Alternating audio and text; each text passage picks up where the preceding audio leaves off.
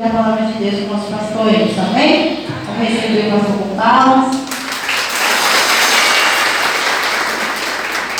Queridos, a paz do Senhor, amém? Amém. Glória a Deus. Por gentileza, abra a sua Bíblia no Evangelho de Jesus, segundo escreveu São Mateus, a partir do capítulo de número 24.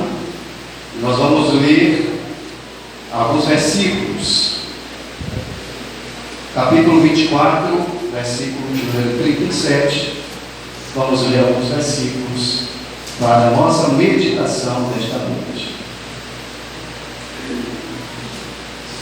Enquanto você procura, gostaria de agradecer a presença do pastor Jota aqui conosco, toda a sua comitiva, toda a sua igreja, os obreiros que o acompanham.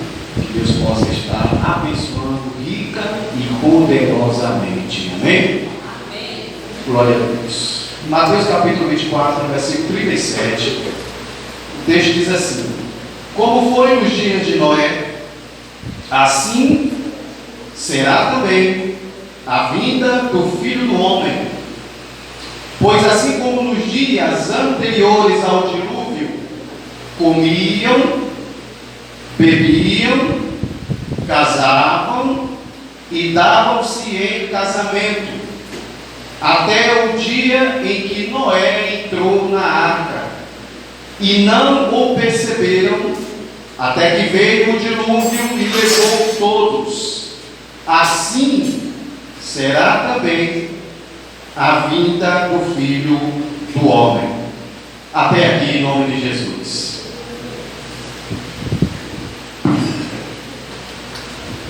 Queridos irmãos, imagine se de repente, na sua história, na sua vida, se de repente algo acontece de forma inesperada.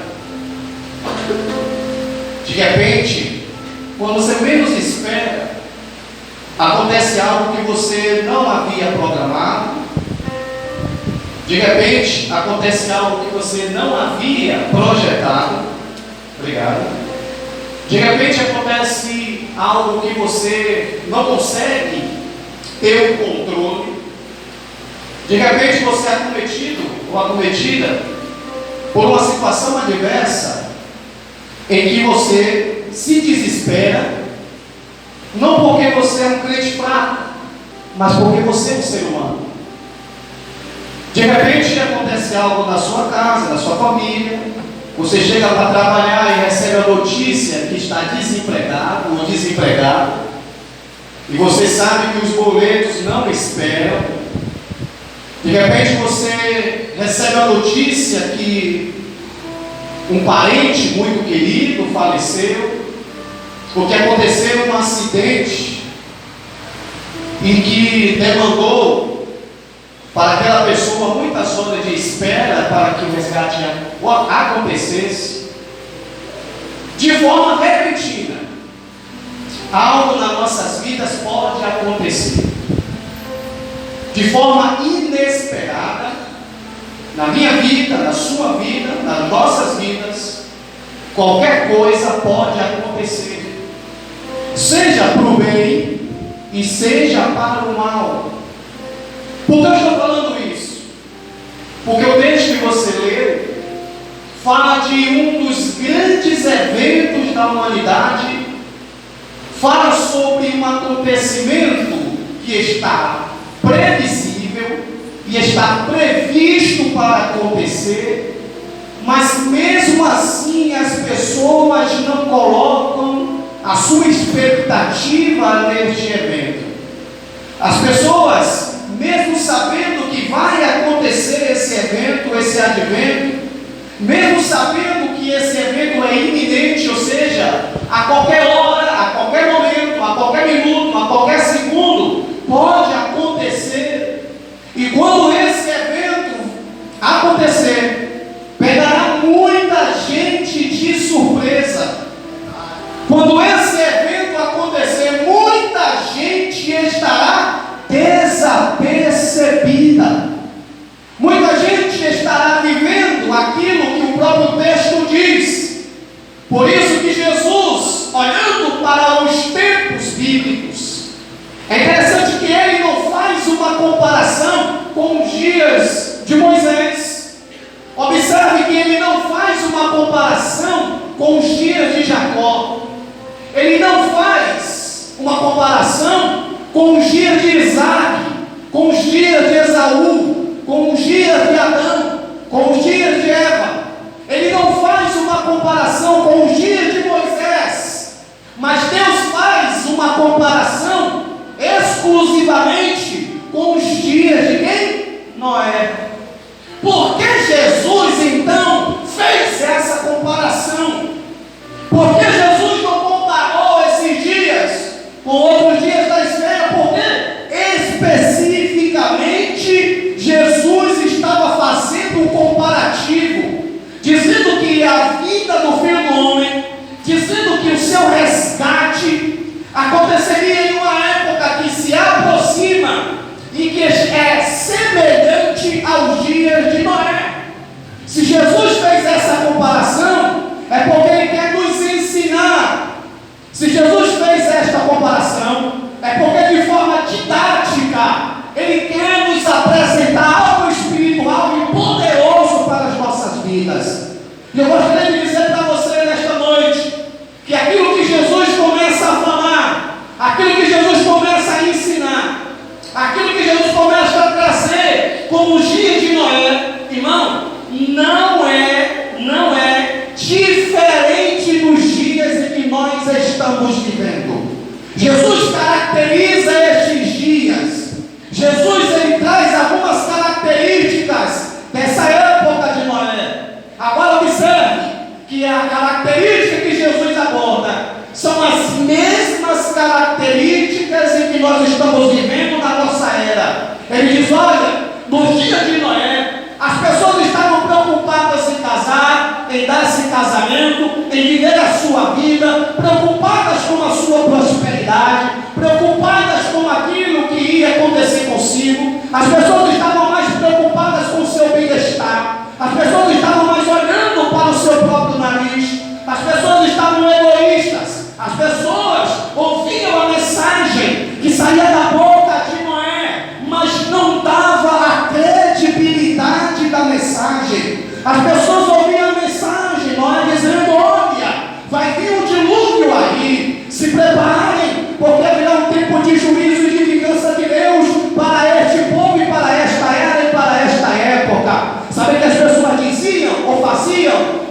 Tapava os seus ouvidos e não dava credibilidade àquilo que a mensagem de Noé estava fazendo. Mas entendam o seguinte: enquanto Noé estava pregando, enquanto Noé estava anunciando, enquanto Noé estava trabalhando, enquanto Noé estava de forma abnegada, cumprindo o propósito que Deus colocou nas suas mãos, Deus também estava trabalhando nos céus. Enquanto Noé estava trabalhando na terra, Deus também estava trabalhando nos céus para que os seus propósitos, para aquilo que Ele havia dito e a sua palavra não caísse por terra. Aí me faz lembrar, queridos, aquilo que Jesus disse no capítulo 14 de João. Ele disse: não se turbe o vosso coração, crede em Deus, crede também em mim. Na casa de meu Pai há muitas moradas, porque se não fosse assim, eu vos teria dito, porque aonde eu estiver, vós estejais também. Os dias de Noé, irmão, divide uma época. Agora preste atenção, que antes do dilúvio acontecer, antes do juízo de Deus acontecer, Deus toma para si um homem chamado Enoque.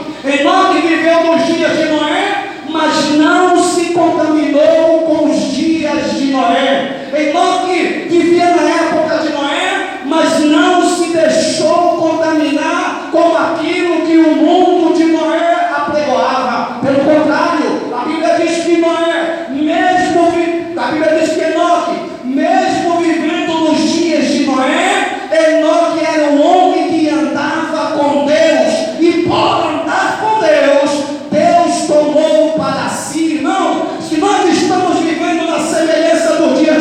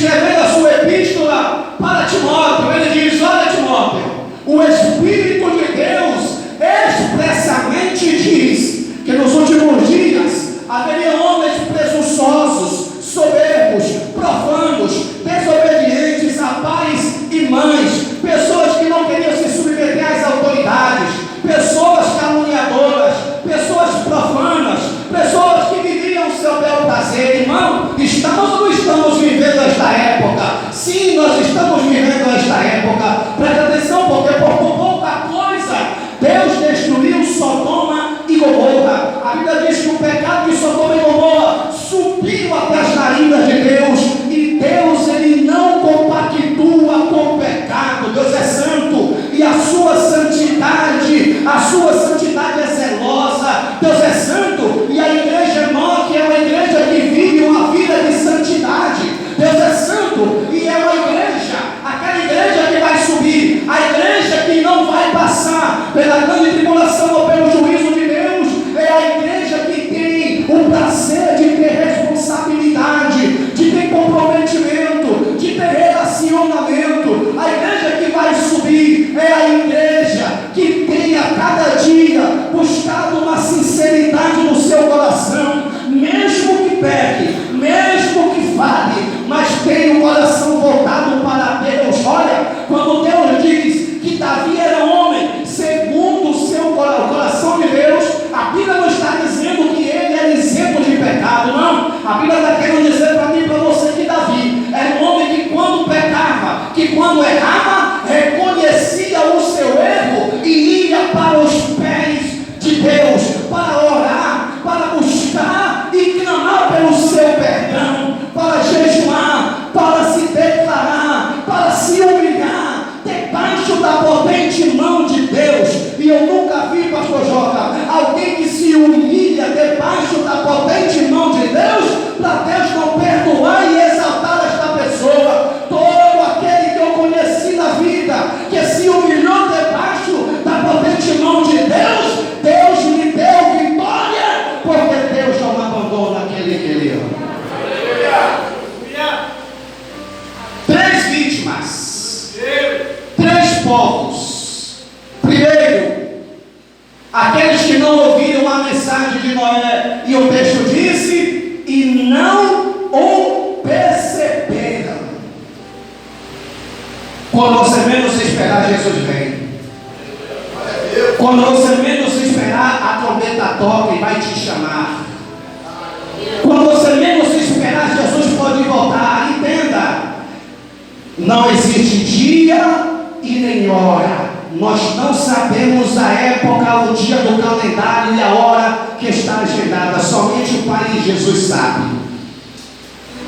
A qualquer momento podemos ser pegos de surpresa. Quantos de nós não perdemos pessoas que amamos e muitas das vezes nem planejamos isso acontecer? Sabe o que é isso? É o acaso da vida. Mas preste atenção que este evento já está agendado. E Deus traz você aqui nesta noite para te alertar e te dizer: cuidado, cuidado, vigia, abramos os nossos olhos espirituais. A esperança que move a igreja é esta esperança aqui. A esperança que move a igreja não é termos um carro do ano. A mensagem que move a igreja não é a prosperidade material. A mensagem que move a igreja não é cura nem milagre. A mensagem que move a igreja não é essa. A mensagem que move a igreja é Jesus Cristo crucificado e ressurreto ao terceiro dia. Em breve voltará para levar a sua igreja, que não se contamina com este mundo de Noé. Dia de Noé divide duas etapas: antes do dilúvio e pós-dilúvio. O segundo grupo são aqueles irmãos que vão passar pela grande tribulação ou pelo juízo de Deus. Noé representa aqueles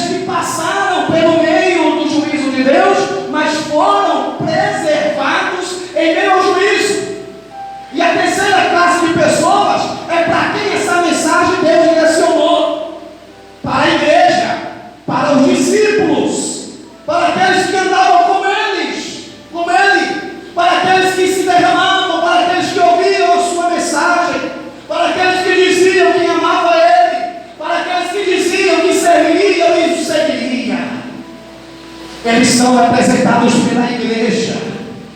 Porque este é o clamor da igreja hoje. Senhor, eu te louvo. Senhor, eu te sigo. Senhor, eu te adoro. Senhor, eu estou contigo. Senhor, eu não abro mão de ti. É assim que você canta nos louvores. Senhor, quebra meu eu, quebra meu orgulho. Senhor, faz por onde? Senhor, eu não preciso ser reconhecido por ninguém, mas é tudo para ser reconhecido. Senhor, quebra meu orgulho, mas quando Deus está querendo quebrar, você começa a achar ruim. Senhor, muda a minha vida. E quando Ele começa a mudar, você acha que Ele está te colocando em situações difíceis. Não! Você pediu e Deus está trabalhando na igreja que vai subir.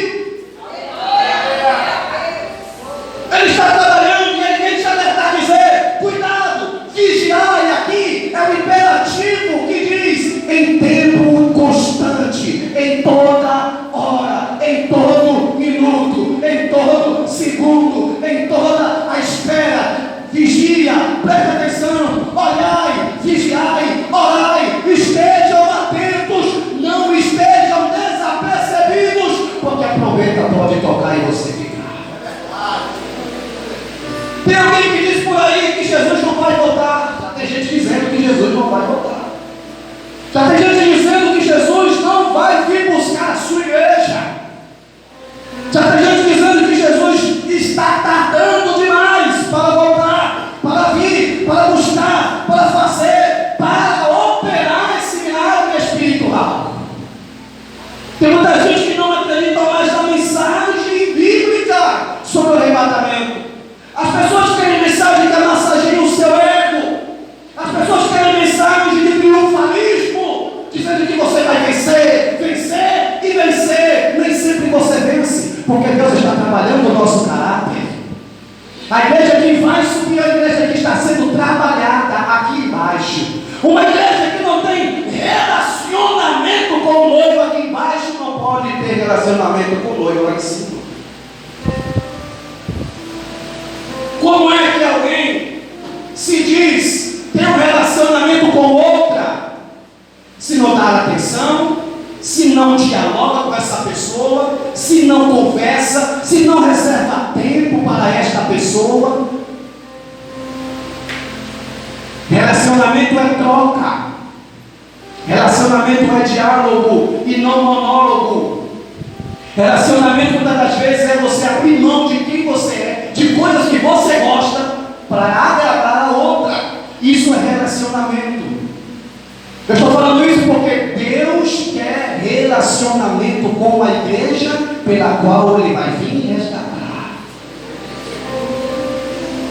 Ele quer relacionamento, Ele quer vida devocional, uma vida devota a Ele. E para aqueles que dizem que Jesus não vai voltar, eu tenho uma mensagem. Eu quero que você saia daqui entendendo que Jesus vai voltar sim. Jesus virá sim. Jesus voltará e é a qualquer momento. E essa mensagem não pode sair dos lábios da igreja, do coração da igreja. Paulo ensina e mostra como esta igreja vai subir. Paulo disse: olha, nós temos um mistério, nem todos dormiremos, mas olha só o mistério, nós seremos transformados num abrir e fechar de olhos, ao soar da última trombeta. Ele diz mais: aqueles que estão mortos em Cristo ressuscitarão primeiro, depois nós que estamos vivos seremos tirados para encontrarmos com Ele nos ares. No soar da trombeta, e essa trombeta não é a trombeta de Apocalipse, a última, é a trombeta da convocação do céu. Cristo fará a convocação da igreja. E quando esta trombeta soar, eu quero estar lá juntamente com você para dar glória a Deus. Quando esta trombeta soar, eu quero me encontrar com você, pegar na sua mão e dizer: valeu a pena todo o sofrimento da terra, valeu a pena esperar no Cordeiro de Deus, valeu a pena esperar no noivo. E quando isso acontecer, será de uma maneira rápida, repentina. Para que isso aconteça, queridos, Deus precisará fazer coisas extraordinárias. Primeiro, ressuscitar os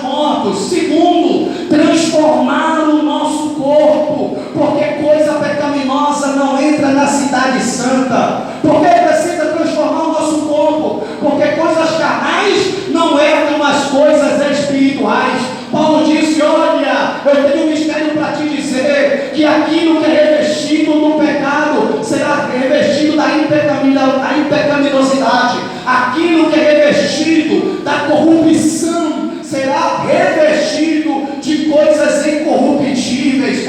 Aquilo que é sujeito à morte será revestido da imortalidade. Então, quando a igreja chegar no céu, nosso canto será: tragada foi a morte na vitória. Onde está a morte, o teu aguilhão? Onde está a morte? O aguilhão da morte é o pecado, é o inferno e é a vida sem Deus. Mas esta igreja foi comprada, lavada e remida pelo sangue do Cordeiro, e se a promessa tocar, eu tenho certeza e acredito que nós subiremos para o céu.